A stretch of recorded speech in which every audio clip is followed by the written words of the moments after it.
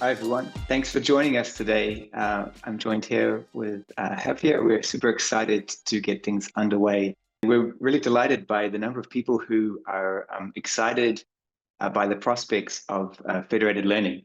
And furthermore, we're super excited to partner with Amity University, Noida, and the CSSP Club to give you the tutorial today. This is just the first session. There'll be another session at this exact time on the 19th of September. But before we get things underway, let me give you a rough agenda for the proceedings today. We are going to start with a welcome, which is what's happening now, where we welcome you all to join us. Then we're going to go through the first technical material, which will be just the basics of federated learning. We'll then proceed with a discussion of the Flower ecosystem, which is a software framework by which you can more easily start to use the ideas that we're discussing in this tutorial. Then we'll have a hands-on portion to the tutorial. You can see some actual code running and to get a better feel of what it's like to put these things into practice. And then we'll start to sort of round things off with this first session with all this material taking about 2 hours, where we'll start to highlight the challenges in FL, because at the start, we want to describe what the idea is and how it works and how you can start to do it. But then for completeness, we need to cover everything that can go wrong, basically, so you have a full idea of the landscape of what you're getting into. Let's see. There'll be ample opportunity for questions as we go along, but at the end, we'll have a dedicated session for discussion and Q&A, as I'm sure the things we cover will promote lots of thoughts and discussion. So let's dive into our welcome. Oh, strange. The alignment of the slides is a little off. That's fine. So yes, let's dive into the welcome. The organizing team, as I've mentioned, is comprised of 3 organizations coming together to offer you this material. So first of all, there is 5 of us from Flower Labs, myself, Javier, who's on the call right now, and 3 others, Mohammed, Pan, and Jan, who I'll be introducing shortly. We're from Flower Labs, and we have put this material together, and we'll be presenting different parts that align with our expertise for you. But also we have worked closely with Amity and the CSSP Club, and so all these individuals here I've mentioned have done a wonderful job in helping us organize this event for you, and we were really sort of highly encouraged by the interest that's come along from it. And so for that, we want to say thank you very much to Amity and the CSSP Club. And I'm joined here by Professor Dr. Ashwin Kumar Dubey to say a few words. So over to you, sir. Yeah, thank you, Professor Nick, for collaborating with us. So it's a really warm morning for you and afternoon for us. So I, Dr. Ashwini Kumar Dubey, Professor, Department of Electronics and Communication Engineering, Amity School of Engineering and Technology, Amity University, Noida, UP, India. So on behalf of our Honorable Founder President of Amity University, Dr. Ashok K. Chauhan, sir, Chancellor of Amity University, Dr. Atul Chauhan, sir, Vice Chancellor Professor Dr. Valbinder Shukla Madam. Also on behalf of Communication System and Signal Processing Club of Department of Electronics and Communication Engineering, Amity School of Engineering and Technology, Amity University, Uttar Pradesh, India, entire Amity family and my own behalf, it is my absolute pleasure to welcome all of you to the first session of the International Workshop on Introduction to Federated Learning and Privacy Preserving Machine Learning with Flower Lab. So this workshop is a collaboration between the Flower Lab and the CSSP Club of Amity University, Noida, India. And we are delighted to have participants joining us from various parts of the world. So whether you are a faculty member, students, researcher, or practitioner, your presence here today reflects a shared commitment to learning, growing, exploring the cutting edge field of the federated learning. I would like to take a moment to thank our distinguished speaker, Professor Nicholas Lane, Yan Gao, Mohammad Nasiri, Hen Peng, and Xavier Fernandez from Flower Lab, who will be guiding us through these sessions. So we are incredibly fortunate to learn from their expertise and gain insight into one of the most exciting and rapidly evolving areas in machine learning. Today's session is just the beginning, and I'm sure that we will continue our journey in the second session on September 19th. So for those attending both the session, they will be getting an e-certificate to recognize their dedication and participation. So before we dive into the today's session, I want to extend a special thanks to the organizing team from Amity University, including the faculty members, Dr. Subhra Dixit and Dr. Richa Sharma.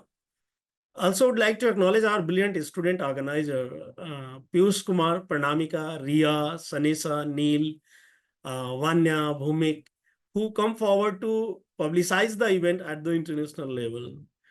So thank you everyone for joining us and welcome you all. So with that, I invite you all to sit back, engage, and make the most of the this learning opportunity. So let's get started on what promised to be an informative and inspiring workshop. So thank you and welcome you all once again. Over to you, Professor Nick. Thank you. That was really well said. Yeah, I echo our thanks also to you and everyone else who's put so much effort into putting this together. It's really heartening to see. So, as I mentioned before, there are going to be 5 different scientists giving you their perspectives, sharing their knowledge on this topic.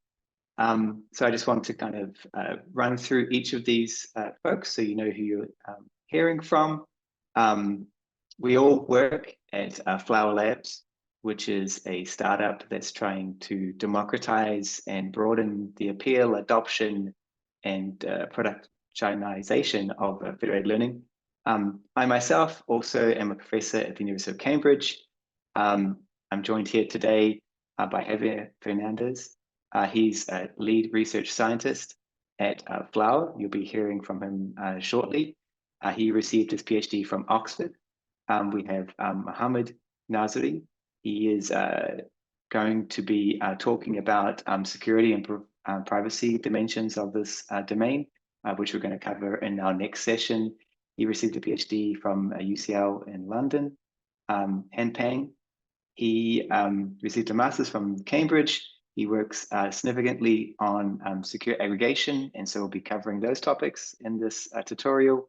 And finally, Yan Gao, he received a PhD from Cambridge. He worked a lot in the past on self-supervised learning within the domain of FL, and he'll be covering quite an exciting outreach of FL, which is touching upon large language models. And so collectively, we're going to try to give you a bit of a taster into the domain of FL, but it's a little bit about us in case you're interested. In terms of tutorial organization, as you've just heard, those who complete both sessions by attending and registering, we will email you a personalized certificate that indicates you've attended and participated in this session. So we're happy to do this.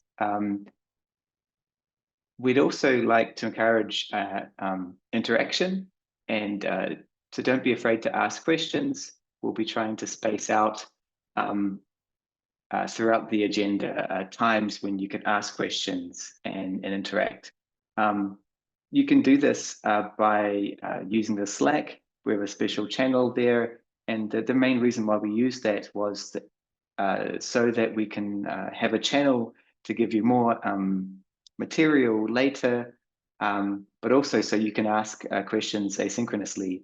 And so you might just want to ask a question during the tutorial or between the tutorial sessions or any time. And if there's quite a few, we're likely not to be able to answer them during the actual tutorial itself, but eventually we'll try to get to all of them that we find there in the channel. I'd also say, if you happen to be an individual who knows the answer to the question, I don't see why you couldn't answer your colleagues, your friends, your fellow attendees' question yourself. So we all are just trying to learn from each other. So if you see a question, you know the answer, give your response. I don't see any reason why not. During Zoom, we're running a Zoom webinar to make it a little bit more scalable. You can raise your hand or ask a question in the chat, and it'll pop up for us, and we'll likely take those questions in the sequence of question and answer breaks that we've budgeted for in the timing of this. We're also recording this session, and so an edited version of this will be made available, so you can watch this later. And we expect to share code and other materials in the Slack channel later. So this is roughly how we're going to do this. Also, it's informal, so feel free. No question is not appropriate to ask. So feel free. Okay, so with that, that is the welcome over with.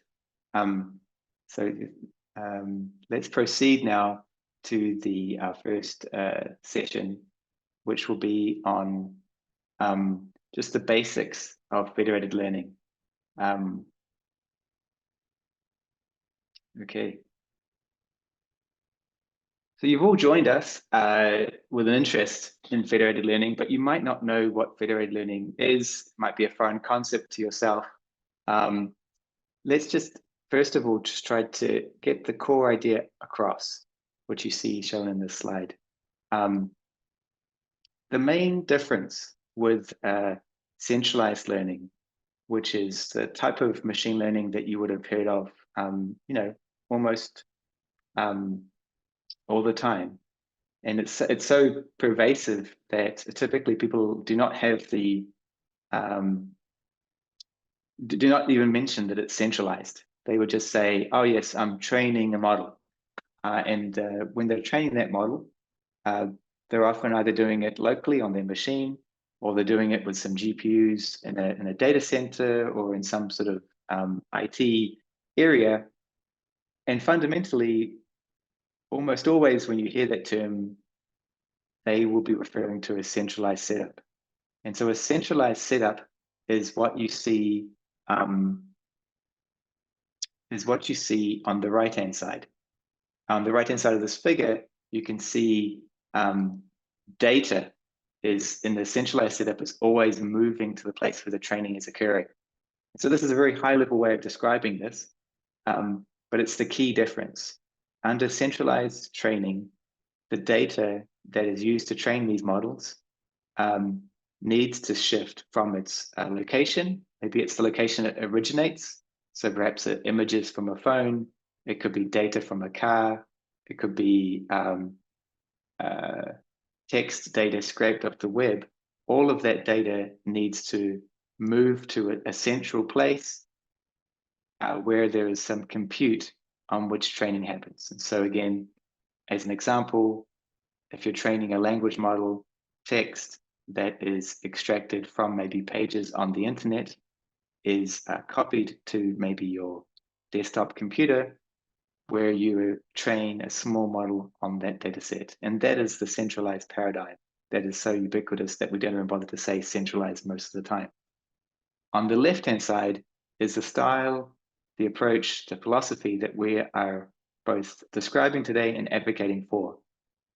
And so, as you can see from this illustration, it's getting across the key technical difference, and that is the data from these various locations. And so you can see on the illustration, we have phones, laptops. There's a cute little bike there. You can imagine there's some, I don't know, some inertial data and the data about how many kilometers that's been accumulated on this bike. There's data from a laptop. There's data from this Mac-looking thing, data from a server. You'll see that there is no lines going from these objects and these computers inwards to the central server where the machine learning training is taking place. Instead, you'll see lines going in the reverse direction. And that's somewhat confusing, but what's actually happening is that the algorithms that train on that data are being pushed to those locations, being pushed to the edge, is often what's being said. And so the little diagrams there you see of neural networks, they are actually being formed partially based on the data locally available at each of these locations. And it's this change where data doesn't move into the center for training, but instead the instructions to perform computation and the training move to the edge, move to the locations of where the data is originating, is the fundamental difference. And so there's a lot of details and questions that might come up relating to how do you do this? How does training occur? How do you form a single model out of this distributed set of computations? All these things are questions that we will answer as we move forward, but it's critical to understand this big paradigm shift that is argued for by federated learning. Some of the places that you'll see this happen are, for example, on Android phones. And so there are two major types of federated learning. One is called CrossDevice. And so the idea is in CrossDevice, the participating, often we use the word client or node. These are the locations where data exists and where we will train a part of the model based on the data available at those distinct locations. These nodes or clients locations, no matter whatever term you want to use, in cross-device are quite constrained, and often a mobile device, an embedded device, or some other IoT device. And that's in the cross-device form of federated learning, these nodes that are participating are all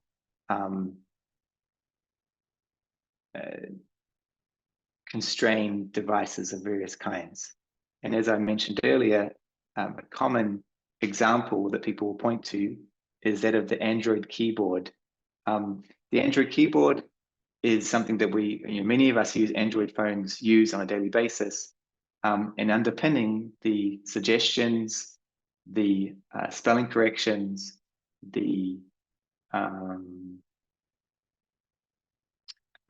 word suggestions, if you're using some sort of like writing assistance, all of those sort of suggestions you see on that keyboard, they come from a machine learning model that is trained using federated learning, the exact techniques that we're talking about. And so while the adoption of federated learning generally within machine learning is not high yet, it is also true, though, that federated learning is used by millions, perhaps even billions of people on a regular basis, depending on how many Android phones are out there, just through this one use case.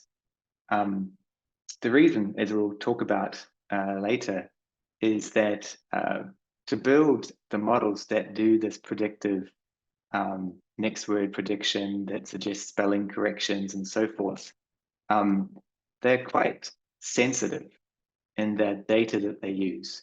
the best type of models that do this predictions and suggestions would be trained on examples of text that people are actually typing into their phones. And so to train those models, you'd actually need to harvest all of that data of people typing words into their phone keyboards. Now, if you were going to train this model conventionally, if you're going to train it centrally, what this means is that to train the model, you'd need to copy all of the text that everyone was writing on their phones to, in this case, a Google server, because it's Android and Google is producing the model. And that obviously is uncomfortable to users. It's essentially a keylogger, because everything you're typing on your keyboard is being recorded and shipped to a third party. And that clearly is a situation that is going to make many people rightfully nervous. And so, as you would have noted in the prior diagram, there can be strong value from not copying data to a central place. And in this case, it's motivated by privacy. And the reason why we train these models that do the keyboard work in a federated method is that people can also understand that they can benefit from these models without the data that they type being copied, in this case, to Google. And so that's the whole big motivation behind this application in particular. There are many applications in this category of CrossDevice. They're quite diverse, and the application styles often correspond to the type of device that is being used. And so, to give you two other examples that complement the one I've just given you, we know that Amazon, for example, when they build their Alexa devices, they have experimented and at times used federated learning to cope with variations in accents, to cope with diversity of acoustic environments, and by enabling devices to personalize how they perform speech recognition to fit those circumstances that might be particular to a person or an environment. Although we don't know fully, because it's a closed sourced environment, exactly how much they use federated learning and how often. There are academic papers published by folks working for Amazon in this case that describe methods that apply to the Amazon Alexa and like devices.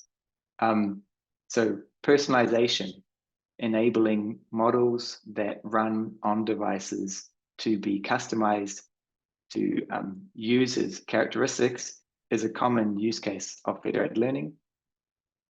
Another use case I'd point out is that of robot perception. These are actually these robots I see around Cambridge, where I live. Commonly, they're called Starship robots, I think, and they're delivering items. And of course, in many countries, in many cities around the world, these robots are starting to appear. And there's a key piece to all kinds of robots that need to work well, and that is the area of robot perception. And so, because robots need to work wherever they are, and they encounter various different types of visual information. So, for example, a stop sign in different locations looks differently. And so having a model that recognizes stop signs and performs all the different types of perceptual tasks that are necessary for a robot to navigate within a complex environment is actually a very difficult feat. And one of the ways that you can make this challenge easier is to actually access data related to where the robots happen to be. You can solve robot perception by training models centrally and basing it on data that you scrape from the web that illustrate stop signs, buildings, and so forth, and having your model based on that information. But what federated learning provides the opportunity to do is instead adapt or perhaps even train from scratch these robot perception models based on the data that these robots see when they're driving around. And so that is a powerful way by which you can have these sort of open world style models functioning. They're able to adapt to changes in the environment. They're able to scale out and work in different environments without a lot of additional manual intervention, if they're designed to work in a federated manner. So these are three quite diverse settings, examples of cross-device federated learning. But there is another one that is commonly discussed too, and that is this domain of federated learning that is commonly referred to as CrossSilo. And so the big distinguishing characteristic between CrossDevice and CrossSilo is that, as you see illustrated here, rather than the nodes or clients being relatively constrained devices, typically a single device of some kind, again, it could be a phone, laptop, robot. Instead, these nodes are potentially quite resourced collections of computers. So it could be, a small collection of GPUs. It could be a collection of CPU devices that are maybe housed in an organization or a department. And so these are much more heavily resourced. They're conventional computers. But the difference is that they're typically, there's some organizational barrier between these nodes and each other. And so it could be the case of a single organization that's quite large, maybe a multinational company that has departments around the world, and each of these departments could be a different node in the federation. And the reason why they want to do this is that they're able to then still collectively use this information together to build models, but without having to necessarily copy all of the data from these different departments to one place. The same logic applies to different organizations wanting to work together. So you might have a situation where multiple car manufacturers, they want to come together and build, for example, the best driver safety model that they can install on cameras inside a car. And they want to do that with all the data they have pulled together so that the model is as good as possible. And the reason why that typically would not be possible is often driven by business concerns. Each car manufacturer doesn't necessarily want to share information with each other. But under federated learning, each of them can participate. None of them have to copy their data to a particular location, disclose sensitive information. And yet they can train a model that's benefiting from all of their data. And so in CrossSilo, the big distinguishing characteristic is that the nodes are often quite well resourced, which overcomes some of the challenges. But it's enabling these organizations or organizations within a larger organization to work together to train a better model based on the data they have available. And so often the scenario that's discussed is medical and hospitals, because while there might be business reasons why data isn't being sharing, there might be compliance reasons, meaning there could be laws that restrict actual movement of data across, for example, country borders. The main reason why there is resistance to centralizing of data often is for privacy concerns. And where privacy concerns often come up the most is in healthcare and medical situations. And so a common scenario that would be discussed under this type of federated learning would be, imagine you have 3 hospitals. Each hospital, they have a lot of information collected from their patients over the years. Perhaps they could be MRI scans of their bodies. And then if you have the medical records of these individuals, you'll know, for example, if they got cancer or not. Without federated learning, centralizing of that data is a thorny problem, because if you copied that data of the medical scans and their medical records to indicate the ground truth of what happened to them, if you copy them into one place, you might risk disclosing really sensitive information about that person. Instead, federated learning would allow each of these hospitals to share the data, but in a private manner, in a way that does not disclose the raw information of these scans, or does not disclose these sort of medical records that indicate whether they got cancer or not. And yet you can still train a predictive model, for example, to detect these cancers that is based on the data of all 3 hospitals when you're using Federated Learning. So these are pretty powerful use cases why people might want to use Federated Learning. What I'm going to do now is just run through relatively quickly some additional reasons that people would use Federated Learning, and we'll build up towards coming back to describe how it actually works. But these are all, motivations for why people need to use Federated Learning. So just to start to lay out some of these reasons, you can see here on this list that I'll run through one by one. These are all motivations to do FL. So first of all is user privacy that we've discussed already. But what I think is important to understand is that privacy is only one, perhaps it's a fairly prominent one, but it is only one of a number of reasons why you might want to do these things. There's issues to do with sharing data even outside of privacy. Often if you ever tried to perform an experiment or develop a machine learning model proof of concept, data sharing agreements often have to be drafted and signed between organizations to share data, even if user privacy is not an issue. Furthermore, there can be system overhead reasons why it can be very time consuming to copy large amounts of data. Might be from a robot, could be from a mobile phone, to a central location. And so with Federated Learning, the need to sign and work out data sharing agreements can be lowered, and the need to copy all the data from a data transfer point of view can be overcome.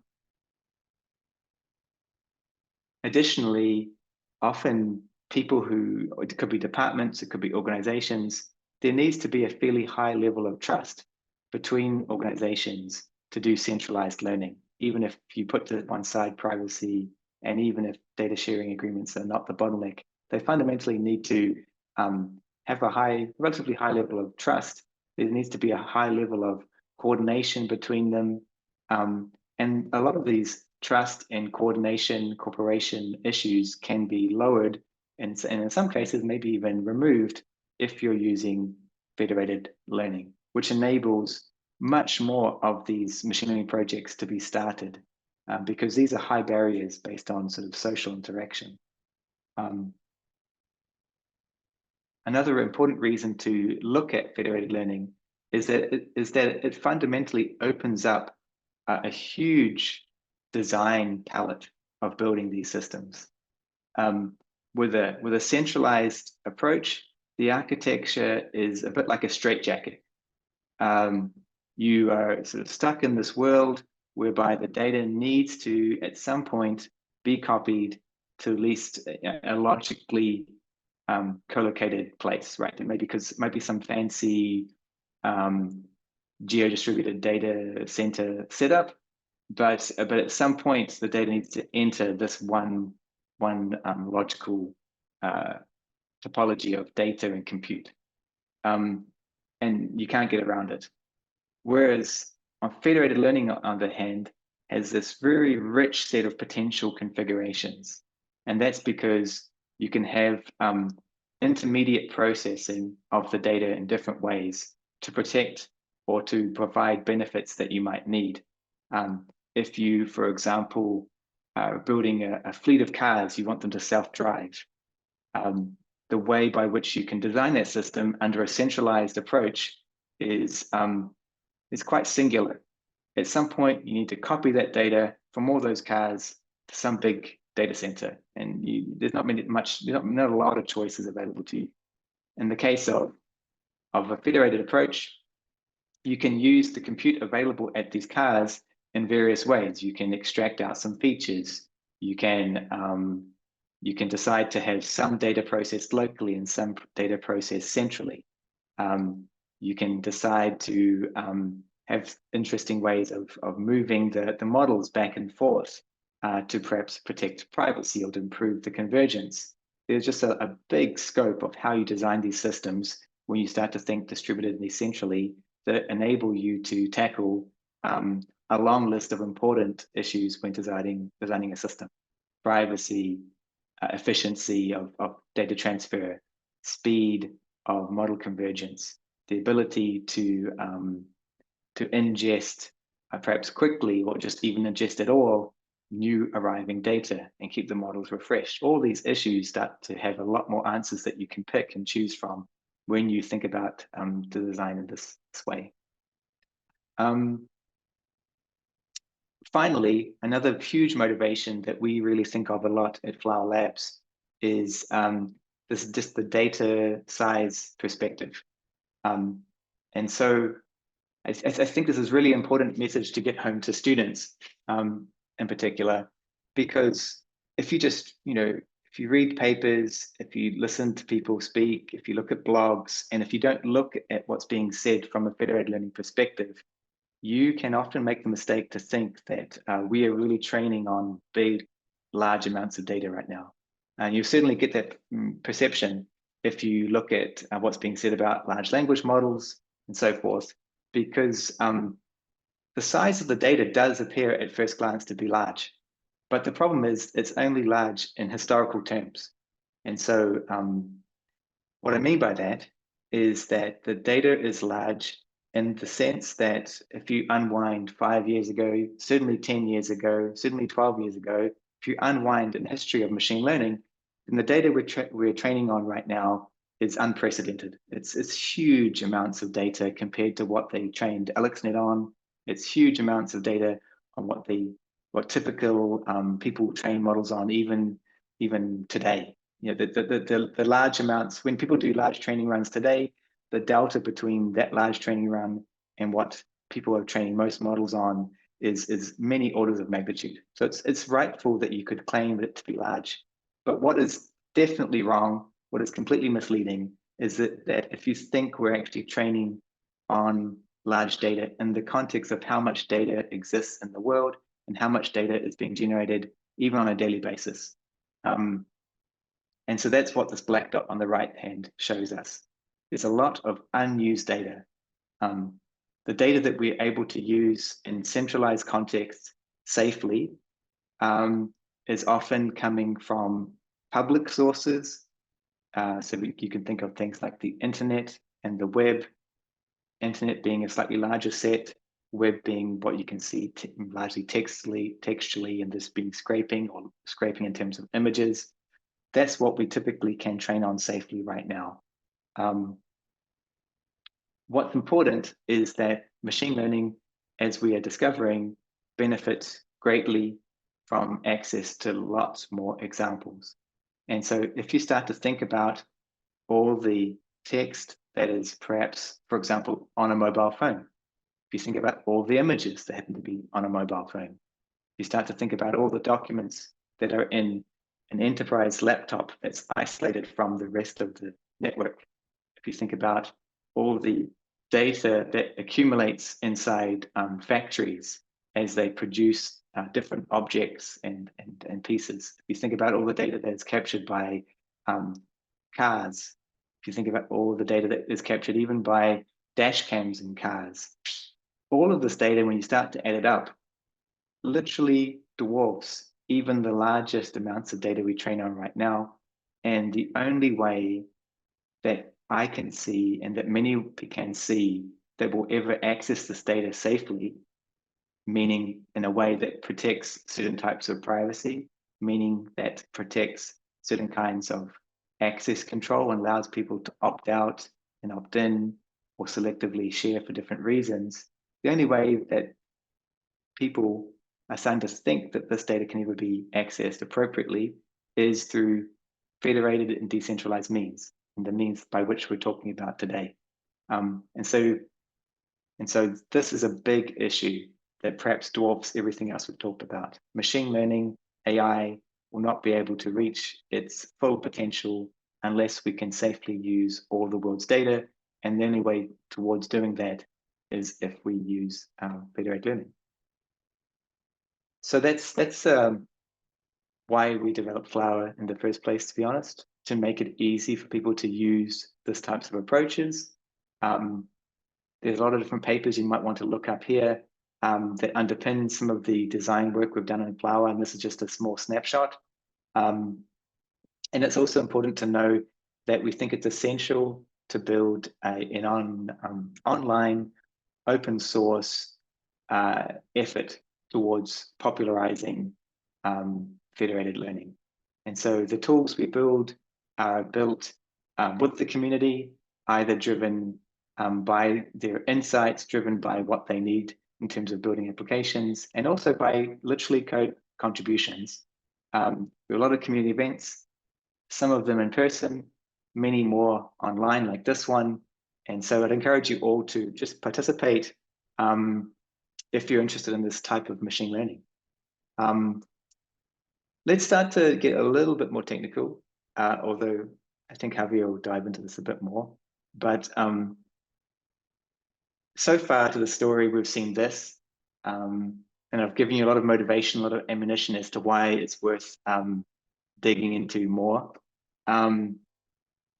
Let's start to unpack this image in a greater detail so you can see how federated learning actually works. And I'm so deliberately going quite slowly here so that there's time to digest this information and we can answer questions and so forth. So far we've talked about how data no longer has to move to the middle centrally, and yet somehow we want to train a model. So how does this work? Well, the main way that people have developed federated learning up until this point works with an approach that can be described in just 5 steps. And these 5 steps are being illustrated here. This summarizes an approach called federated averaging, but it does generalize to many other variations. And it's being illustrated here with smartphones. But as I mentioned before, you could replace these pictures of phones with mini hospitals. You know, each one could be a different hospital, each with its own data, which could be very large in its own right, and each with its own compute available to it as well. But let's just walk through this one by one. We start with the cloud. Number one, you have an original model. You might seed that model with some public data. You might train it and initialize it based on maybe, if we're talking about an image model, it might be trained on ImageNet or something else. Or you could decide to just randomly initialize this model as if you're training from scratch. But essentially, you have to start from somewhere. You have a model, needs to work in some way, and then that model is distributed to each of the nodes in this network. That's what's being shown in step 2. Step 2, so we've got the same model from the cloud delivered to each of these different clients or nodes. Then next, step 3 is that as we've mentioned, each of these nodes, they have their own data. And so in the case of a phone, it could be all the images that this phone user happened to have taken over the lifetime of that phone. And so it could be a few thousand images, maybe tens of thousands of images. And then what can happen next is that that phone, it has compute available to it. So over a period of time, it's possible to perform conventional training on the model that was distributed at step 1 from the cloud based on the locally available data.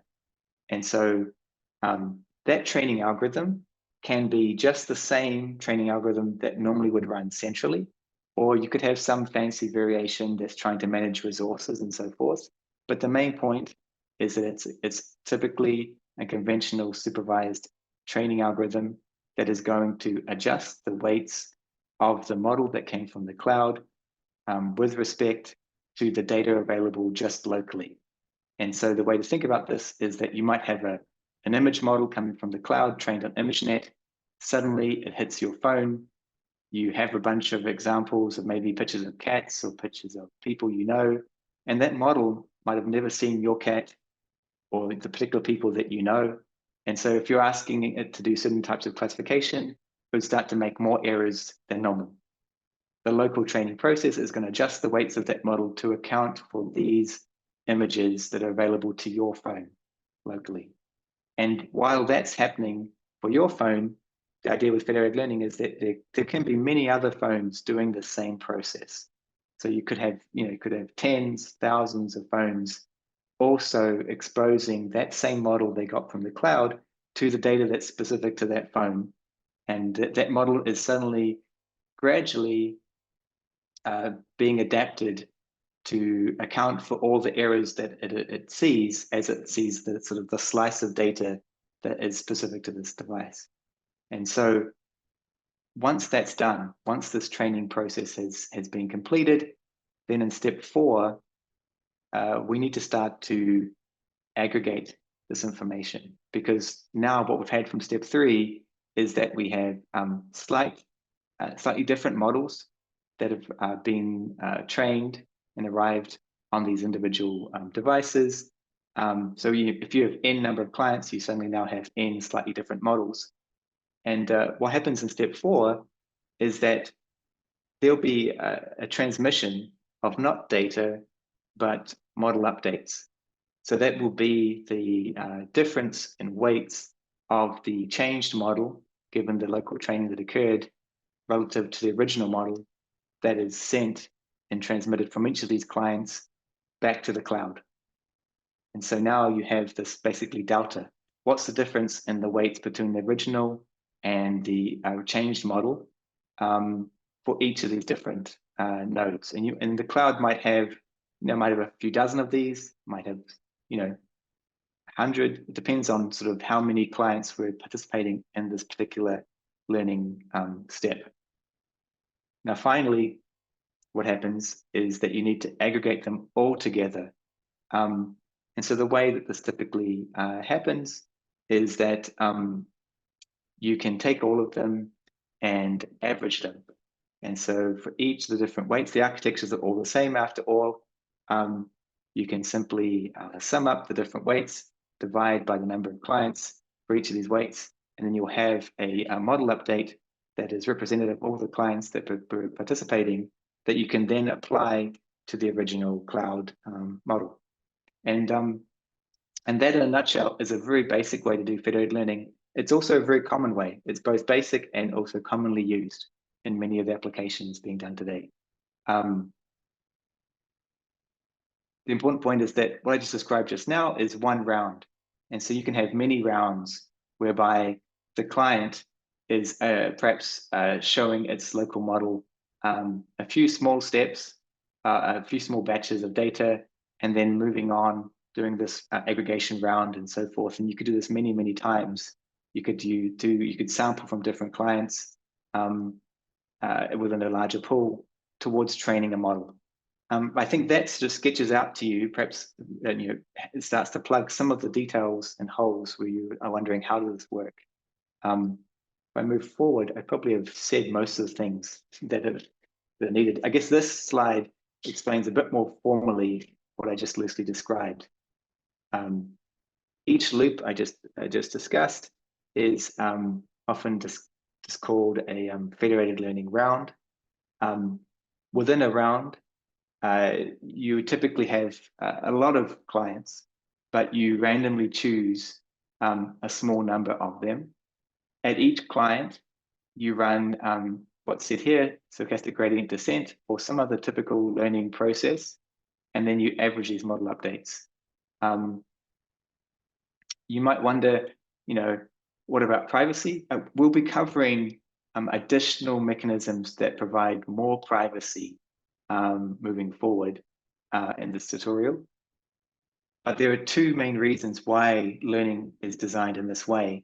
And that is, one, by performing local updates and by only communicating with a small subset of the bigger set of clients in the pool, you can actually lower the amount of communication that is necessary within these federated rounds, because that's the key resource that we are lacking in. the speed, unlike a centralized data center, where all the links between all the computational units are relatively high. Instead, in federated learning, the links between the nodes and the cloud are both slow and also unstable. And so we really want to lower the amount of communication that needs to be used and the amount of data that needs to be transmitted within this process. And we can achieve this by each having the clients independently train on their data and only communicating the model updates that reflect quite a lot of local learning in this inner loop. What is really cool, I think, is that if I advance one more slide, I can show you an algorithm from the original paper that at the very least popularized, some people might say invented, federated learning. I guess the issue would be that the ideas of this kind had been floating around for a while. And so I think about a year before this paper came out, there are other works from prominent researchers along similar lines. But this particular paper is the kind of nexus for popularizing these federated learning ideas. It came from some really smart people at Google who proposed an algorithm called Federated Averaging, which is the one that you're seeing here on the left. What's really cool is that although I'm skipping out a few details, the core idea of what I just described informally on the prior two slides roughly corresponds to what's illustrated on this left-hand side in this algorithm block, which is taken directly from the paper. And so that even at this point, while we're just casually talking about federated learning, we're still getting used to this ideas.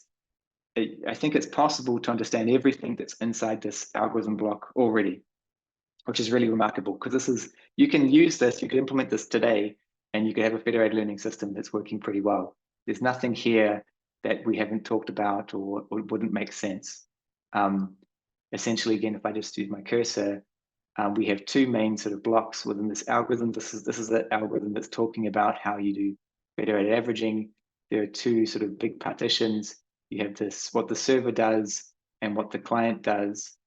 If we just start from the top here, and this is straight from the paper. So there's not like, there isn't some additional piece of information that has additional truth. This is exactly what was originally proposed about 7 or 8 years ago.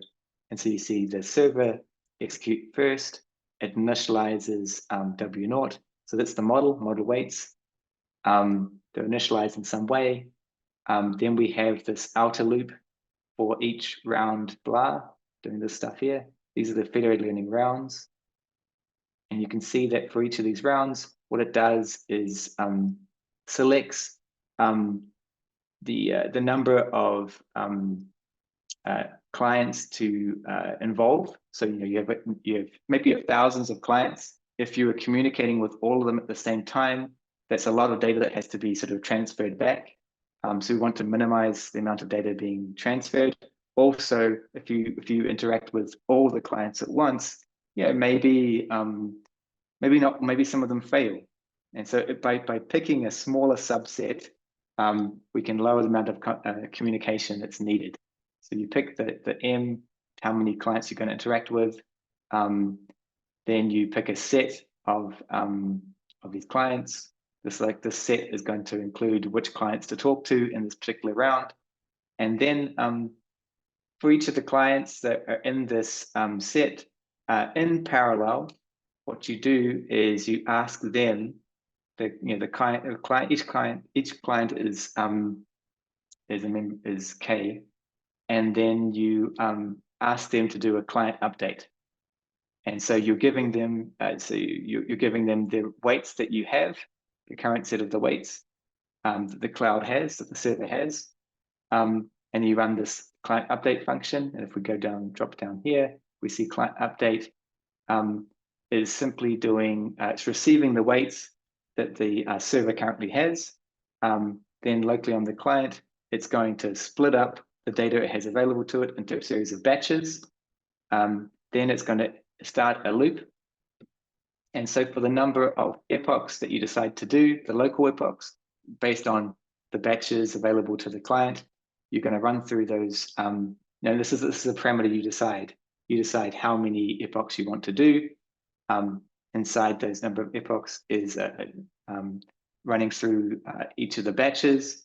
And then within each of the batches, you are doing a local update on your model with respect to that local batch. And then you can parameterize how many of these you want to do. Once you've done this, you might do a lot of local training. You might do a small amount of local training.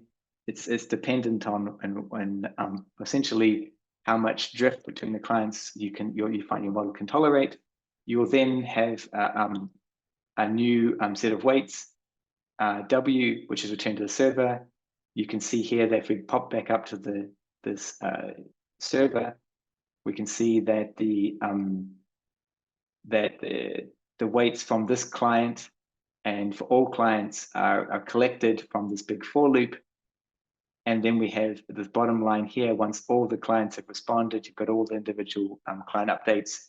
We're then just simply updating the server model by averaging the weights, the local, by averaging the model updates that have come from each individual client. So you see that we're dividing by n clients here, the weight updates, and then applying it to the model. And then you'll see that this update process will occur not just once, but it's inside this loop here, so it'll occur for the number of rounds that you want. So if we just move on to the next slide, we can see what's the outcome. And so there are many different ways we could show the outcome of doing this in keeping with the original paper, and kind of grounding this in the kind of very early parts of federated learning. This is the result that was shown in this highly cited influential paper here, whereby they performed this process, and they were mostly motivated by seeing if it was feasible to do federated averaging in the sense that can models still converge when they're doing this process of locally learning on isolated data extensively, and then only infrequently and coarsely averaging or merging those results together, which is different from what you do typically in training, whereby each individual batch is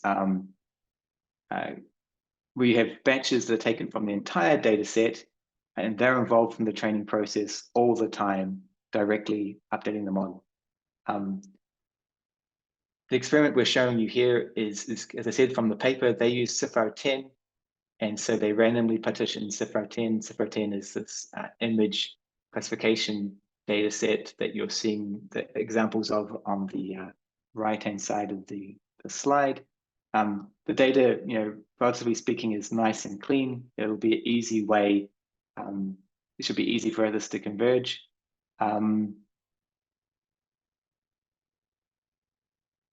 What's really cool is that they found this approach of federated averaging really works. It's able.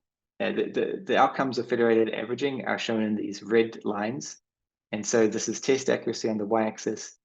X-axis is communication rounds, and you can see really nice convergence, whereby after not that many communication rounds, the model sort of stabilizes to a fairly high level of accuracy.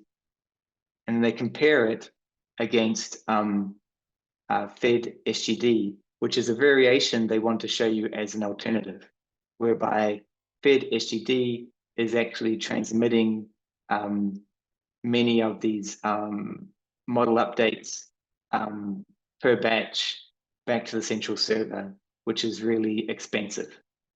And so you can see here that Fed SGD is not only computationally, from a communication point of view, very expensive, but it also leads to a worse convergence.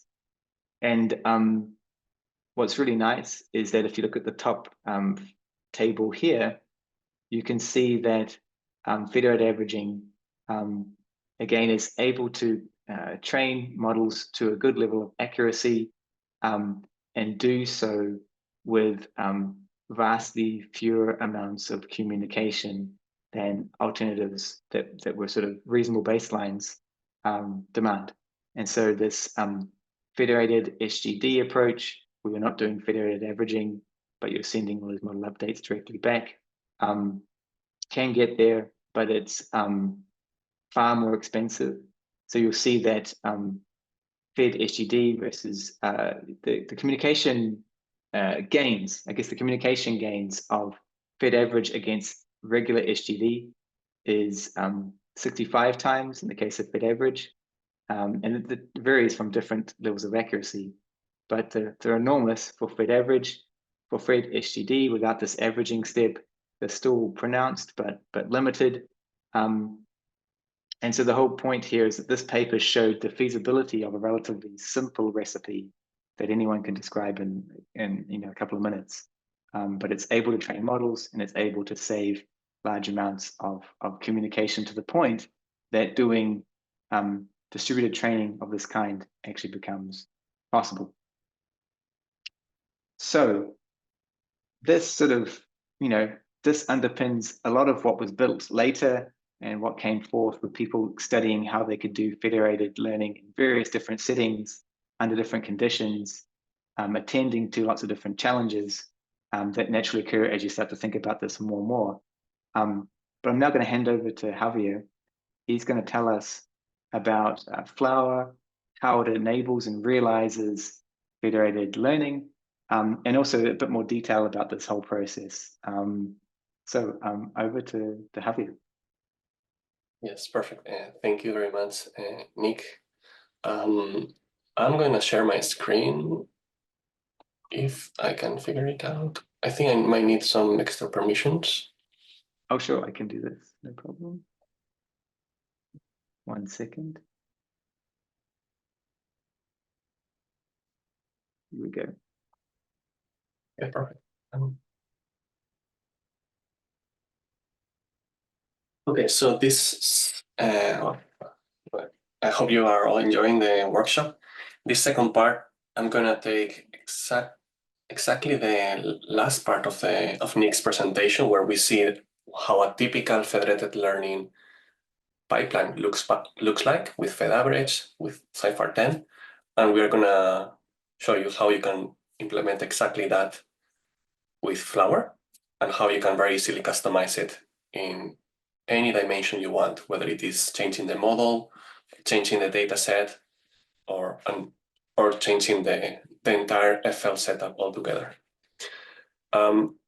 To start with, I just want to go again, but a bit faster, on these 5 stages that are involved in a typical federated learning pipeline, because these exact 5 stages is what you will see very soon when I run the code.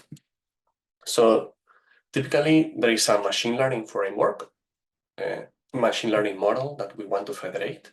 This could be a randomly initialized that we're going to train from scratch, or it could be a pre-trained model. The model gets communicated to a selection of participants. This could be smartphones, but from people using, for example, a keyboard application, like the example we saw with the Google keyboard earlier, but it could be other type of setups, could be hospitals, could be self-driving cars, anything. Once they receive the model, these models, which at the beginning is the same for every device, gets updated locally when the device trains that model with its own local data. Because each participant, each node in the federation has a different data. Maybe some, in the case of smartphones, maybe some users have a lot of pictures of dogs. Others might have a lot of pictures of food, for example. So the resulting models, even though they might have the same structure as far as the architecture of the deep learning model, the values in the parameters now have changed. And this is represented with these different colors. After the local training has been completed, they are uploaded back to the server where all these models get aggregated. And the key idea behind aggregation is to fuse all the updates from the nodes that we're participating into a single common model that we often call the global model. And then the process will be repeated for a number of rounds that we call.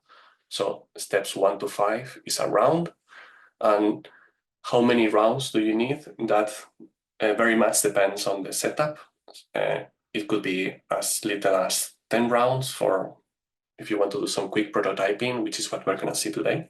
But it could go all the way up to thousands of rounds if you have, for example, a large population of nodes involved in your federated learning setup. And as I said, we are seeing this example with smartphones, but this could be very well like self-driving cars or any other type of maybe some home robots even, and they could be as well. They could as well be hospitals or other type of organizations that want to collaborate in the training of a common model, but without sharing their data. So let's see how we can put all this together and run it with Flower. But first, I want to give you a brief introduction of what the Flower framework is and what it has enabled quite a large number of researchers and engineers to accomplish to date.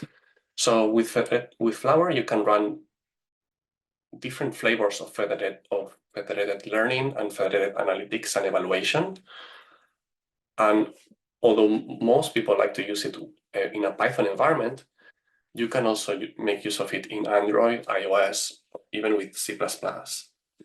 We provide support for all of them, and all these also, you can find examples of all these frameworks in our GitHub repository.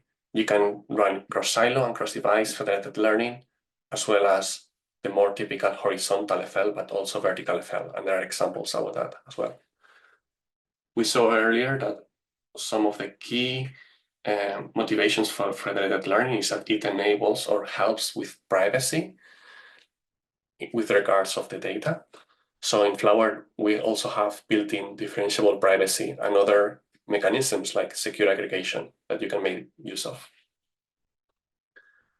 And as we will see very soon, Flower, you can run the exact same project you have with Flower. You can run it first in simulation mode directly on your laptop, for example, or a workstation you might have access to in the university.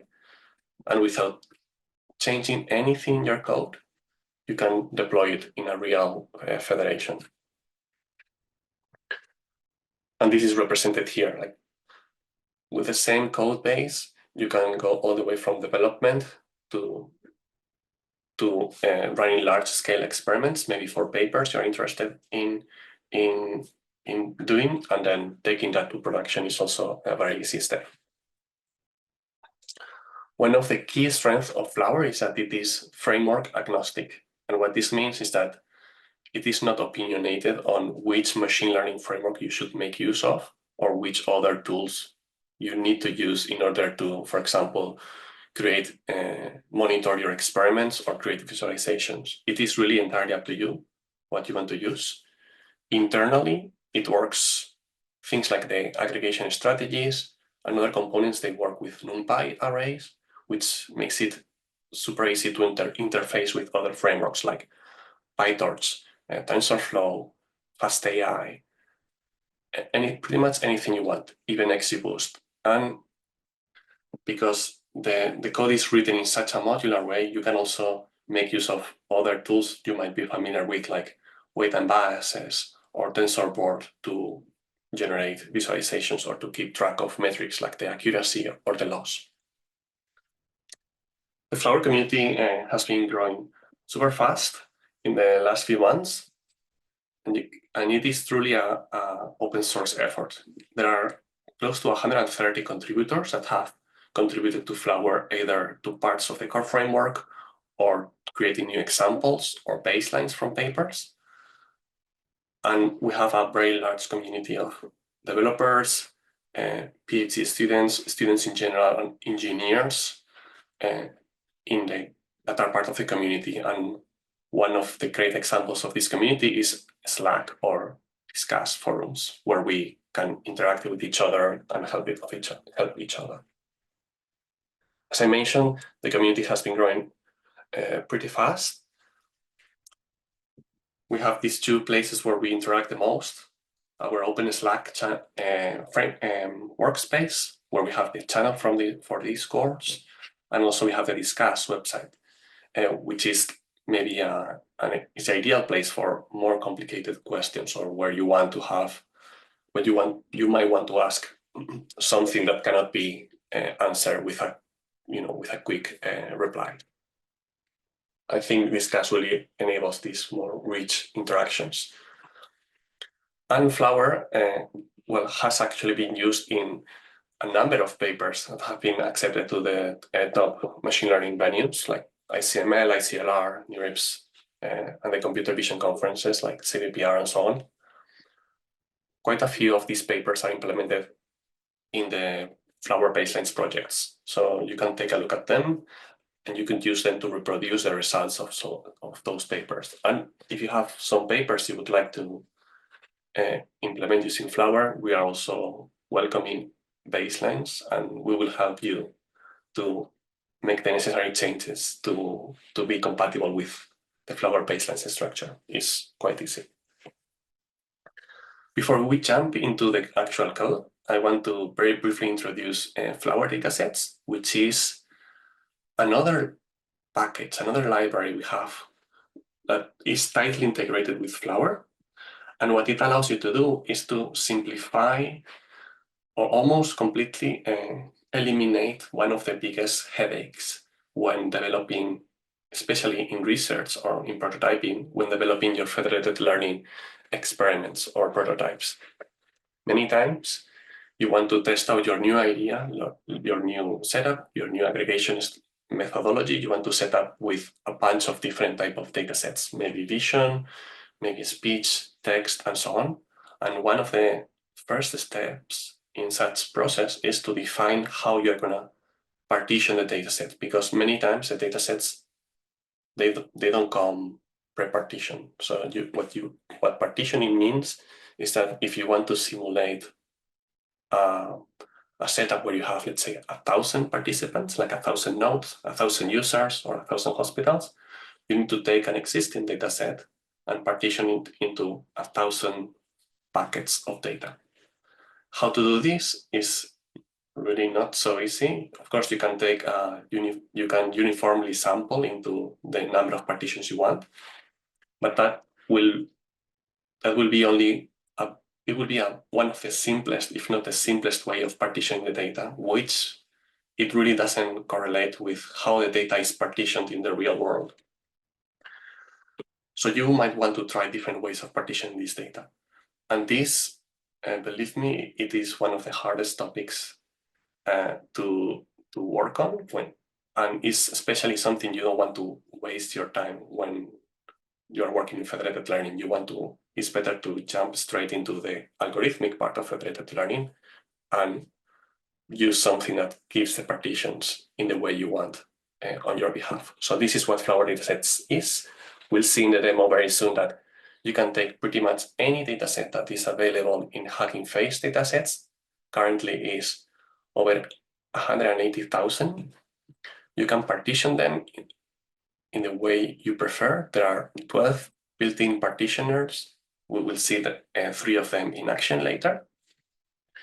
And what this allows you to do is to completely forget about the difficulties of partitioning the data and focus on your experiments and the hyperparameters of training your model and things like that. Just as a very quick preview of what we're going to see, let's say we want to partition the CIFAR10 dataset. And let's say we want to explore different ways of partitioning it. Well, the actual changes to the code with Flower datasets are really minimal. They only involve, importing a different partitioner from the ones that are available, setting it up. Setting it up means how many partitions do you want? And based on the partitioner algorithm you use, they might require other parameters like what is the degree of non-IDness and so on. We will see 3 of them in action. And then extracting the partition, one particular partition that belongs to a particular node in your federation is as simple as this last line. You can access them as pretty much as if you were accessing an element in a Python list. Yeah, so those 3 places is what you need to change really to go from all the way from a very simple setup to a very challenging non-IID setup in FL, and we'll see that soon. Okay, so that was a quick introduction about Flower. What I'm gonna show you are, we're gonna see 3 simple demos, each of them growing in complexity, let's say. But I want to highlight first that there are over 30 examples available in our GitHub, and that you can also find them through our website. We are constantly in the process of updating the examples with the latest features in Flower. So you might see that some examples look a bit different from others. My recommendation, if you are starting with Flower, would be to look for those examples that have the quick start in their name, like will be quick start PyTorch, TensorFlow, and so on. Okay, so for the demo now, I will be sharing all this code in the Slack channel, the one we have created for the course. So I will, at the end, I will zip everything into the directory and drop it. So you can run it exactly the same things I'm gonna do now. But if you want to, if you have a laptop with you currently and you want to follow along, the only thing you need is to have a Python environment, new Python environment, and you just need to install Flower, like this, pip install flwr. And the key concepts we're gonna see today are 2 commands called Flower New that allows you to create a project with Flower very easily, and Flower Run, which allows you to run that project also in an effortless way. And we'll see that the 2 key components in every Flower project is involve defining a client app, which is what a participant in the federation will do, essentially defines how a model is locally trained, and a server app. The server app contains the aggregation strategy. It does things like sampling which nodes are going to participate in a given round, will receive the updated models, and will aggregate them. We'll see that in code. Well, I was going to say very soon, but we're going to see it right now. So what I'm going to do, I'm going to share my whole screen so we can see the code easily. Perfect. What I'm going to do is I'm going to do this, keep this smaller, move it to a side. I will bring it probably later. Just wanted to ask, is the code big enough here, or should I make it bigger?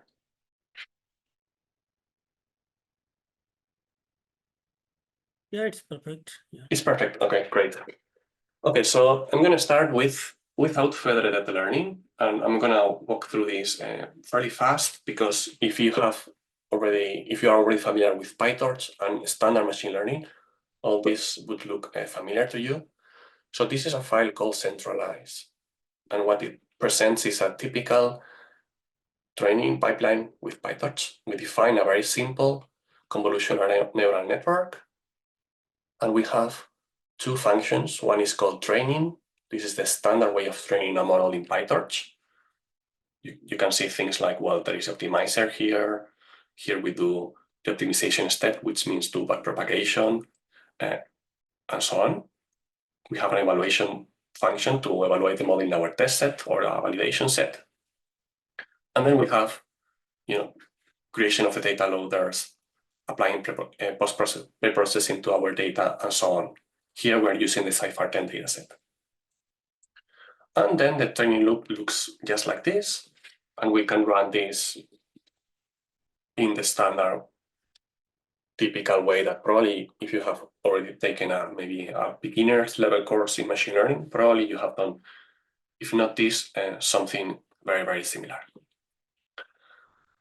So what I'm going to do now is I'm going to show you how you can take this standard centralized training pipeline and how we are going to federate this training. And I will show you to you very, very soon as this code finishes.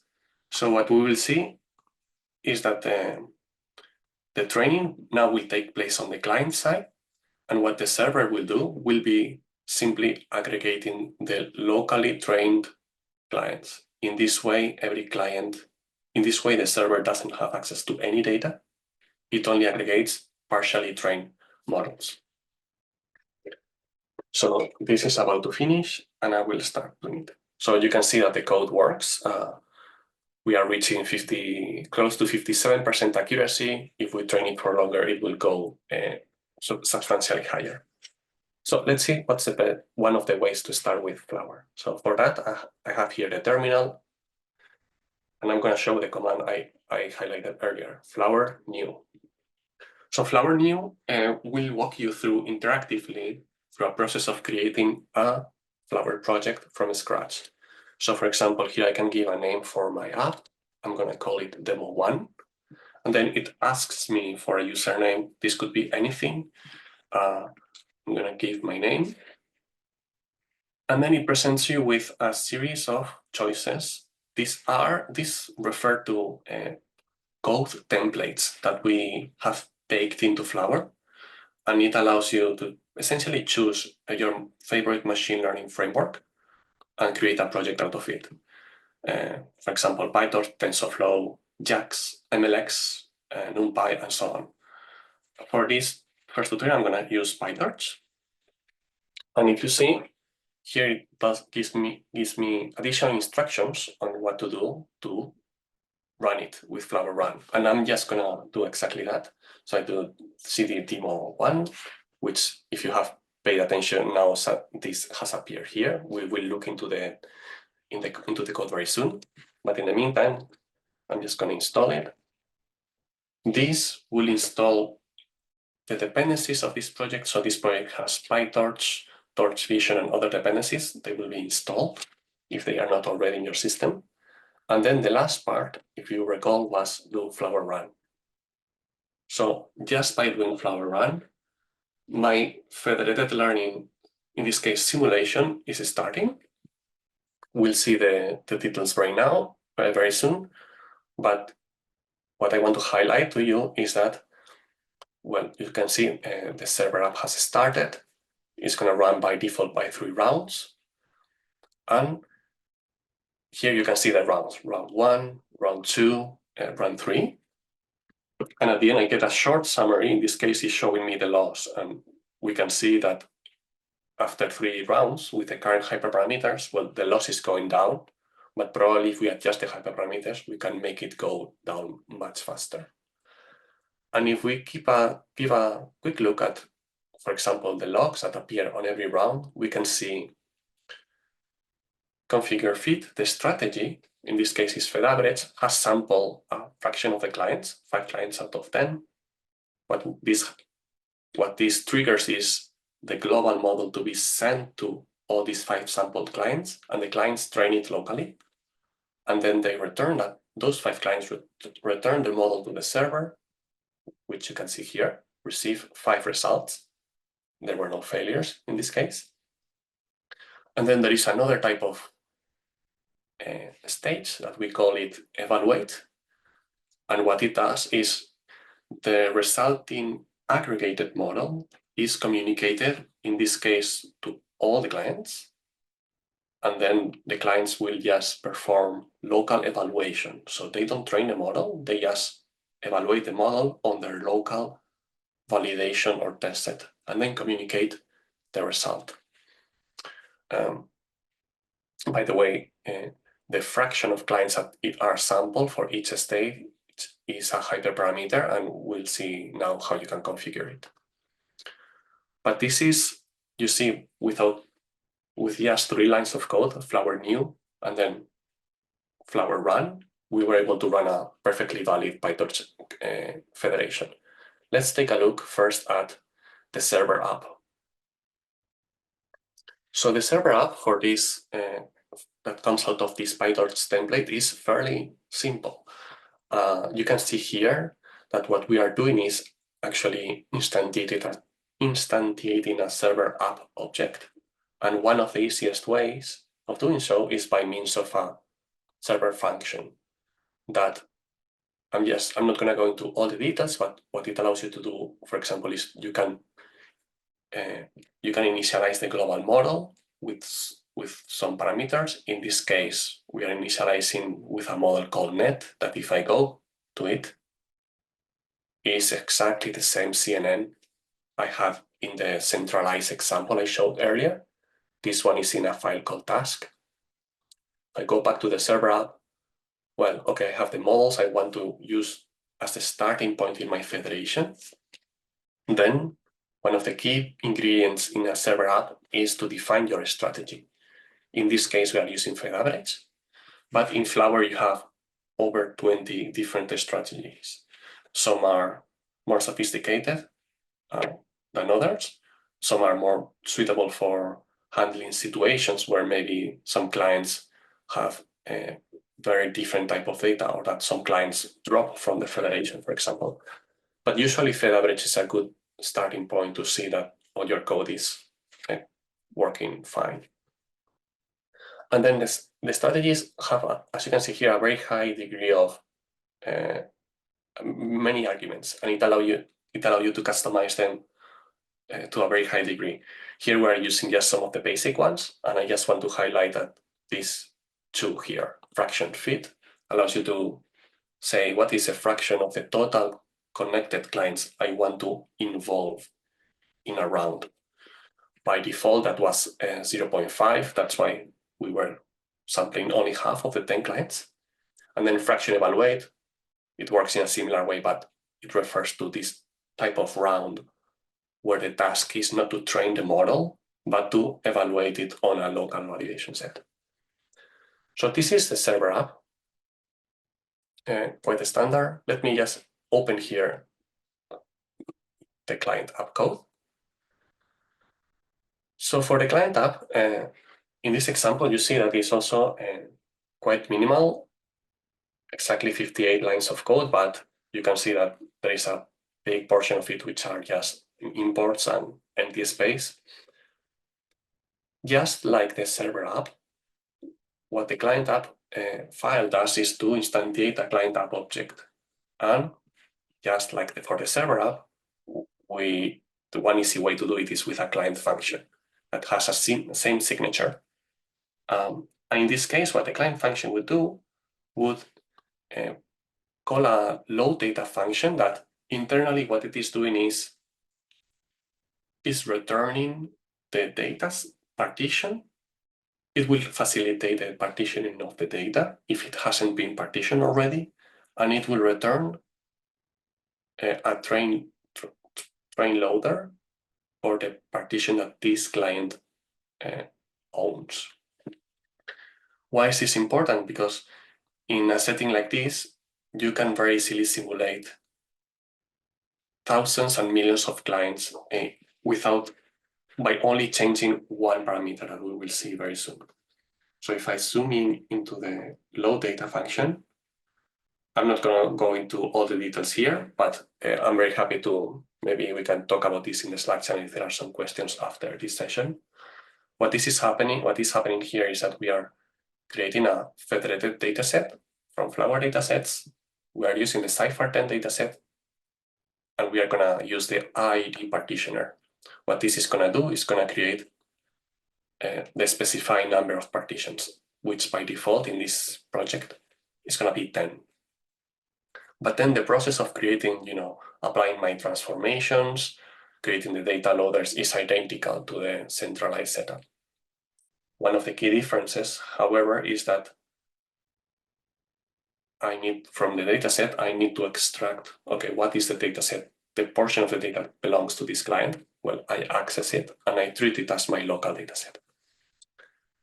So this is what happens here in the client function. And then the last part of the client function is to actually instantiate a Flower client. How does a Flower client look like? It looks like a fairly standard Python class that has two key methods. At least one, well, it depends a bit on what you want to do, but usually you want to define these two methods: feed and evaluate. Feed is a method that is executed when a client receives the parameters from the server. This is the global model that all the clients receive the same parameters, and then the feed, what we'll do is we'll take those parameters, apply them to the model, and train that model locally with the hyperparameters of your choice. And then after the training is done, what gets communicated back are the parameters of that locally updated model, and that the server will aggregate. If I just look into the training function, how it looks like, you will see that it looks just like the training function you would use in a centralized setup. And this is because from the client's perspective, a client, let's say I'm a client, I'm a phone, what I'm doing is just I'm training on all the data I have, or a big portion of the data I have. The only difference is that I'm receiving some parameters that I need to use as the current version of my model, and then I do normal training. So that's why here we are using PyTorch. You can use standard PyTorch techniques. If you prefer TensorFlow, we'll see that very soon. You will use the standard way of training with as TensorFlow does, or Keras. And this is how it looks like. The evaluate function is identical, with the difference that we are not calling the training function, we just call test because we want to evaluate the model on a local data. So this is how it works. Let's say we want to, before continuing, what I want to show you is, okay, how does the data look like? All this partitioning I'm doing, how does this partition look like? For that, what I have prepared is a small Jupyter notebook that I'm going to show you here on the side. And what this notebook does, which I'm going to also share, is just use all the Flower datasets functionality. And what I've done here, I have extracted that piece of code that I showed you earlier in the task function, have extracted this. And what we're going to do is we're going to visualize it. And this is the visualization tools in Flower datasets are really important because it allows you to gain some understanding of, okay, what is the setup I have in my federation currently. So in our setup, we have 10 clients, so I'm creating 10 partitions. And this is an IID partitioner, which uniformly samples images, in this case, from every class and assigns them to every client. And because of that, you can see that every partition, there is one partition per client, has roughly the same amount of data training examples from every class. This is one of the most idealistic situations which they almost never appear in the real world. And that's why, although you might start your experiments, your prototyping in a setup like this, you should quickly move towards a more realistic setup, or at least one that is not IID.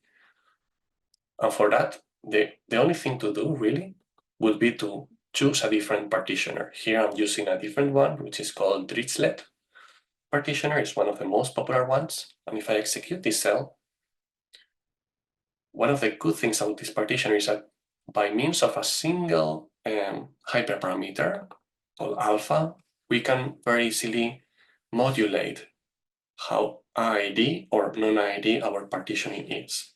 If we keep a very high value, like 1,000, we can see that it looks roughly IID, right? It looks almost like here, like in the IID setup. But the moment I choose something smaller, let's say 0.1, you will start to see that the thing is completely different, right? You can see some clients have more data, some clients have less data, some clients have maybe the same amount of data, like client 2 and 3, but from different classes. So this creates a very serious imbalance in the way the data is distributed among clients, and it will be much more challenging for the distributed learning to work properly. But this will be closer to the reality than the idealistic idea setup. And there are other ways of partitioning the data. I'm not gonna mention all of them. Pathological is a very popular one as well. It allows you to control how many classes each partition has. And before going back to the code, I want to highlight also that you can very easily visualize them all together, which is, for example, a nice way to create a paper or a report of your analysis. So this is some of the things you can do with Flower datasets in a, as you saw, effortless way, just changing the partitioner. Well, I haven't mentioned, but for example, let's say I don't want 10 partitions, I want 100. Well, creating 100 partitions or 10 is just a matter of changing the hyperparameters in your partitioner. So there is really no complexity. Here, by default, we only show the first 50. Let me just put this back to. Okay, so this is, as you saw here, the minimal project for Flower. You can create it using these two commands. The Flower new command, it will create you a template project. Let's do something a bit more exciting, because here so far I can only see the logs going down. Maybe I want to customize my project slightly. So for that, what I'm going to do is I'm going to go up to a directory. I'm going to create a new project. I'm going to do Flower new again. I'm going to call it demo2, my name. And this time I'm going to use, TensorFlow, why not? So the process to run it will be identical, right? I'll follow the instructions, demo2, pip install, and then I will do Flower run, and it will run. For example, I do Flower run. I can do also Flower run dot to tell this is the project to run. And it will run in the same way. And if I open the code here, you will see that, well, in this case, the server, it looks pretty much identical. I don't have any TensorFlow components on my server, but you could have some TensorFlow code here if you wanted to, for example, evaluate your model on the server. If we look to the client, if we look at the client, we see that, well, it has the same structure. Create a client with a client function. I'm reading a bunch of configuration files to instantiate my Flower client properly. What is the difference here? Well, the difference is that because I'm using TensorFlow, I could take advantage of some of the built-in training functionality. Like, for example, with Keras, I could call model.fit. So because this is TensorFlow, it's a TensorFlow client, I would just do that instead of writing a training function like what you do with PyTorch. And as you saw, I was able to run it in an identical way. What I want to show you now is that a preview on how you can customize how your server apps work. By default, it only provides you the logs, which might not be so insightful, but I want to show you, for example, how we can, for example, if I go back here to the evaluate method, which remember is evaluating the global model on this particular client validation set, I would like to do something with these accuracies. Every client is sending an accuracy. How can I visualize it here, or how can I aggregate it? So the one easy way is by means of a callback.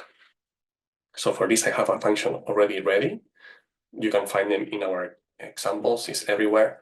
But in short, what happens is that every client, that dictionary at the end of their evaluate method that gets returned, can be processed in the way you want. Why this is, for example, not built in Flower? It's not built in because maybe this client is returning an accuracy value, but maybe for other type of applications, there is no accuracy. There is maybe F1 score or maybe something entirely different. So that's why we provide you the flexibility to implement the aggregation function based on your actual task. And if I want to call it, well, it's just passing a callback like that. And if I run it, that callback will be called every time an evaluation round is executed. Yeah, and with this, I think I have many more content to share, but I think we're running out of time. So I will be dropping these to the Slack channel after the workshop, and then feel free to ask me any questions either today or in the coming days if you have questions when you run the code on your own. Or are there any questions now? I think it'd be good to take some questions and have discussion. We have 18 minutes left in the tutorial for this part 1, and we've covered lots of things. So we're watching the Slack channel right now. We can also please feel free to raise your hand, or you can use this chat facility. Don't be shy. But also don't be pressured. There's so many different things we can cover. We could keep on explaining more things, but any questions so far? In the meantime, I'll just share a couple of slides I have extra. So for those of you that maybe you have already tested, simple examples we have in Flower, there are many more advanced examples. Like maybe you want to test out federating a vision transformer. This is a big vision model. You can do it very efficiently with Flower simulations as well. Or if you are even more ambitious, you can also federate the fine-tuning of a LLM. There's an example in Flower on how to do that. And you will be learning more about this in the next session of this workshop. We have 3 questions or 4 questions now. So let's take these questions. Amazing. Yeah. And for that, we're going to jump into the Slack channel. We have a question from Sean. I think I might have mispronounced his name, but the question is, can you talk a bit more about the problems that come up with real-world data, for example, non-IAD, and is it mainly convergence speed? And so, I mean, the first thing I would say is that we have a section of slides that at least go over what is quite a wide set of problems that exist within federated learning. I mean, problems might be one thing, but I guess more correctly, I should say challenges. Like there's no free lunch in life. So when you try to do this style of learning, there are some complications, just as there are some complications with centralized learning too. But it looks like we're probably going to have to cover those things, I think, next session of the tutorial, which is fine because we don't want to sort of rush it. But just about this question in particular, I'm sure Javier has a view. I will to say a few words too. I mean, you're right. Non-IAD-ness is a challenge, and I think it largely depends on how badly the data is skewed. One thing that I think that doesn't come out so well in the literature is that while we study quite extreme forms, it's actually not that uncommon in federated learning to find the data you need to train over is actually not too bad. So I think there is a bit of an over-attention in the literature on quite extreme types of non-IAD-ness, and I think, but within these forms, there are other ways that you can mitigate these problems by clipping the gradients and so on, where you don't overfit to certain clients that might have skewed views of the data. That if you allow the model to keep on training longer and longer, it can eventually find a point that's not too bad, that's quite effective. And the other factor to keep in mind is that while the data in this sense, in the sense of non-IAD-ness, might be more noisy than centralized, the reason why we would federate is not in situations where we have the same amount of data in both situations, which again is a setup that you see in these papers often, but you would federate in order to get data that you can't have centrally.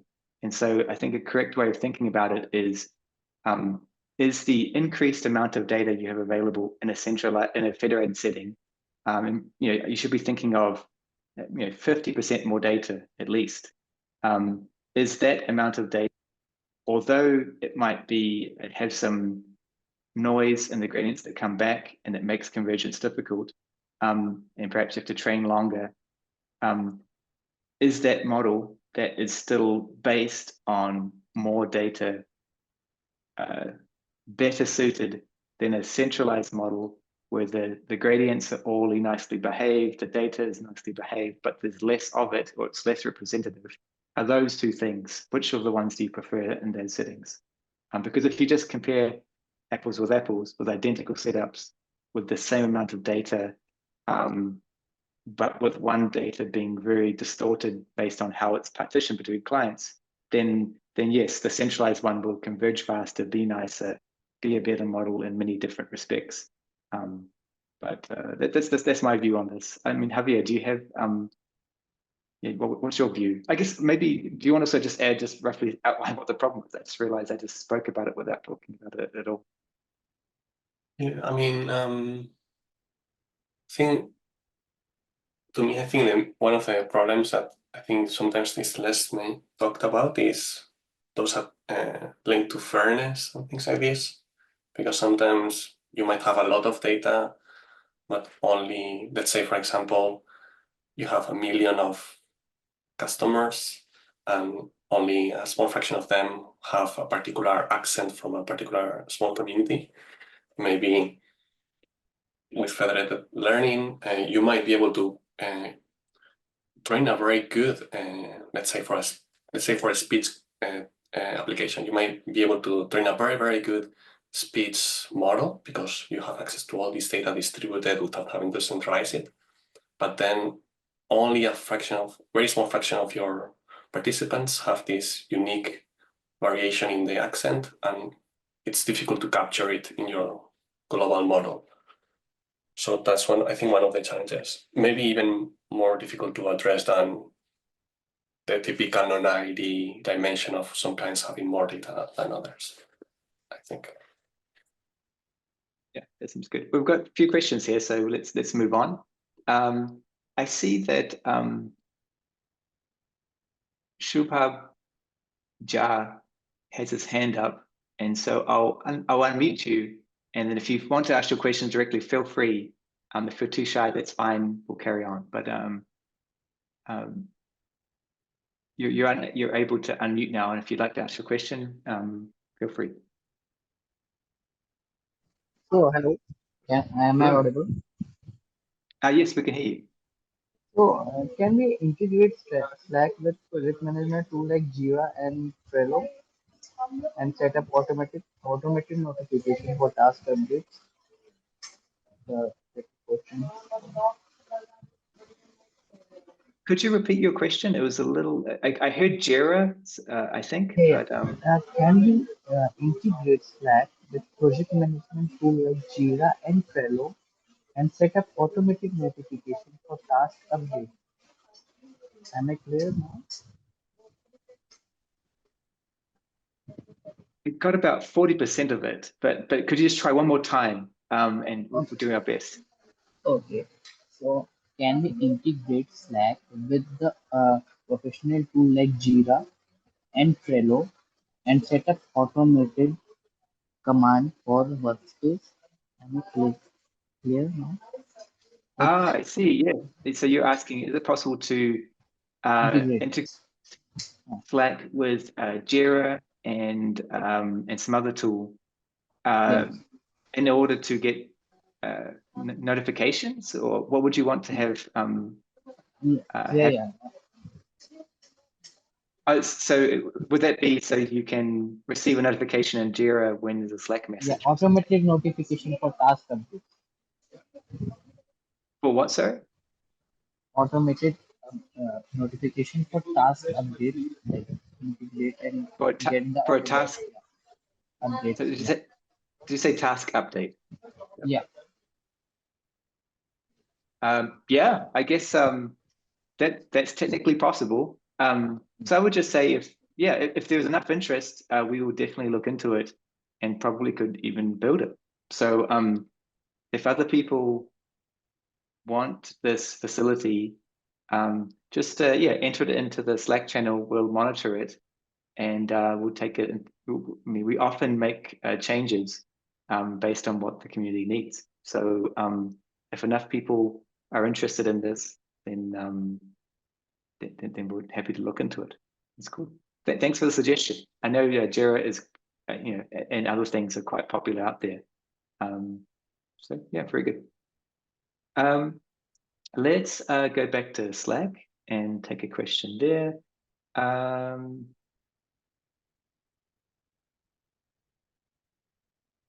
Okay. Yeah, one question here is, can we give an overview of horizontal and vertical FR with a few examples? So that I worry might take a little longer than the time we have, but we could quickly. I mean, so there's that question, and there's another question that is, it says, as we all know, the security of data is one major concern of the clients. So can you please elaborate that how the data we analyze on your platform is secure as compared to any other? Yeah, okay. So we think we could just I think the right way to deal with these questions would be to just very briefly give an answer. And I think we can give a very short answer within the time remaining. And then I think we can come back to these questions also next tutorial and give you a proper deep answer, which I think is warranted, given that both of them are asking about topics that are really important. Because I think one reason, because with often most papers talk about a horizontal setting where all the clients have all the data, different data attributes, but in reality, it's common for them to be quite jagged, meaning different clients have different types of data, and how you stitch it together can be quite important. And then also privacy and security is super important too. So I'll answer this as privacy and security one, and Javier, you can have a first crack on this vertical horizontal thing. I'll go first, just to say a couple of words on this, and then we'll have more on this next session. So I think the most important thing to think about with FL with respect to privacy and security is that it provides you with a big opportunity to make your system more secure and more private, but it doesn't provide you everything you need. And the reason why I say it gives you an opportunity is that fundamentally it allows you to train in a way that the data does not have to be copied into a central place to happen. But the reason why it's an opportunity and not a guarantee is that the appropriate ways to think about security and privacy is that for every setting, there are specific concerns that are very real. And so for a hospital setting, perhaps disclosing an individual piece of information for a user, for a patient, is the important part. Maybe for a corporation setting, disclosing some information to a competitor might be the important part. For like a mobile phone application, maybe it's important that you have lots of information coming in from clients that you don't know, and knowing that those clients might be malicious or not is the important part. I guess the point I'm saying is that the attack vectors that you have to be concerned about vary from setting to setting. And then therefore the defenses you put in should be varying for setting to setting, because there are lots of techniques in FL that you can apply, and each technique you add into the recipe often comes at some cost, and that cost might be additional computation, or it might be additional transfer of data, or maybe the model is not quite as good as it could be without it. And so as we can show next tutorial, we'll dive into two extremely common ways to provide different kinds of protections. So that being differential privacy and secure aggregation.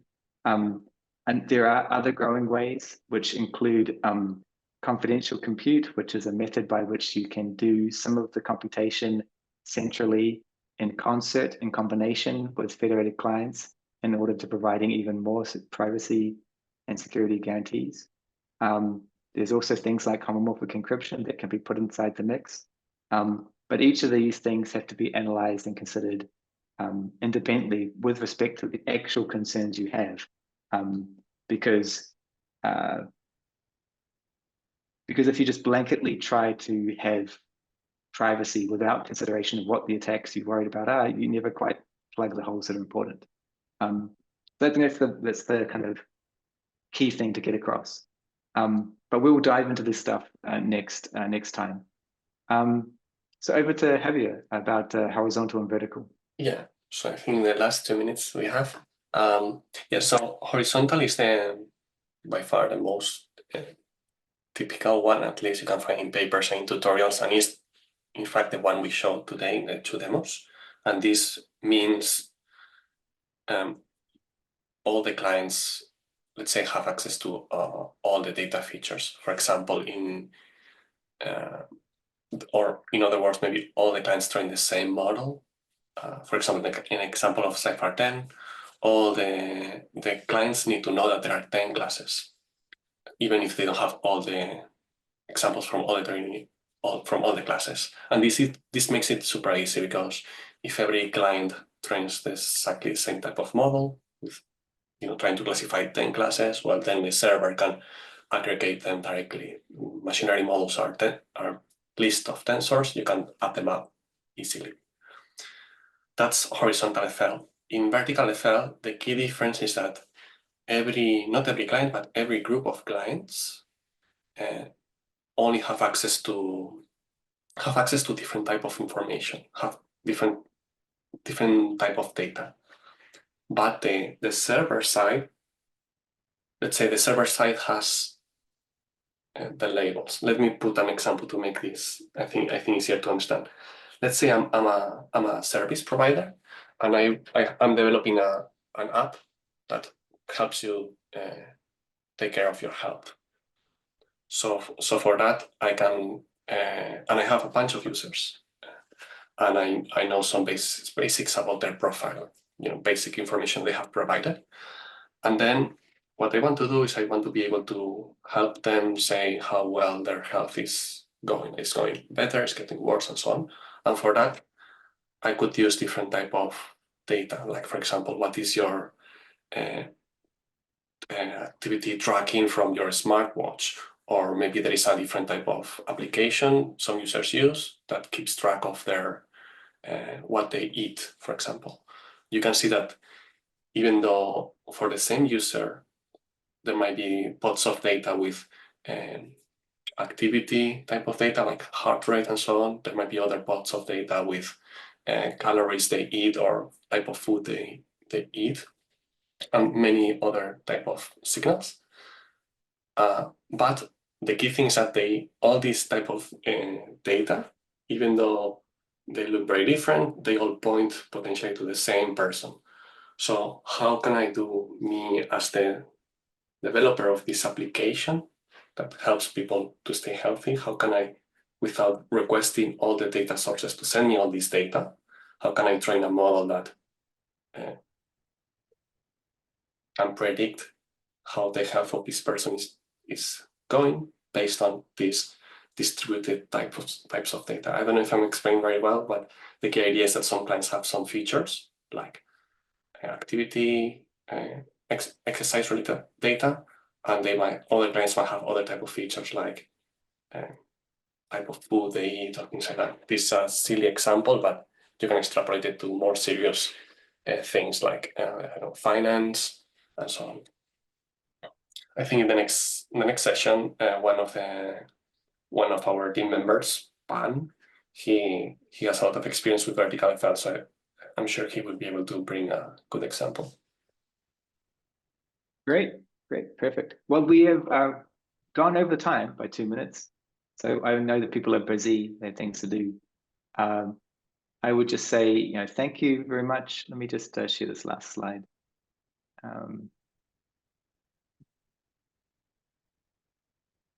I just want to say thanks very much for joining us. This was session 1 of the tutorial. This whole event is in collaboration with Amity University Noida and the CSSP Club. And we've had fun telling you about federated learning, which we are really passionate about. So join us next week, Thursday, same time. We'll send out the Zoom in the same way. And we will be providing recordings in one way or another of the session if you happen to be busy, or you kind of, some people had mentioned that they were trying to do something else at the same time. And so we'll give you a recording in some way so you can review it if you like. And yeah, thank you for joining us. We really appreciate your time. We hope you learned something. Yeah, thank you, Professor Nick. Thank you, Professor Xavier. And you have really wonderfully set the platform for this workshop, and you have well taken the questions which has been asked by the different even students or researchers. So it was really wonderful. So really, I have also enjoyed the entire session, and it was worthwhile. So let's see, we could have some more participants in even the second version of this workshop, the second session, we can say. So let's meet on 19th of September. Yeah. Great. Yeah, Thank you so perfect. much. 19th. Great. Have a good day, everyone. Take care. Perfect. Yeah. Have a nice day. Bye-bye. Bye-bye. Bye-bye. Bye.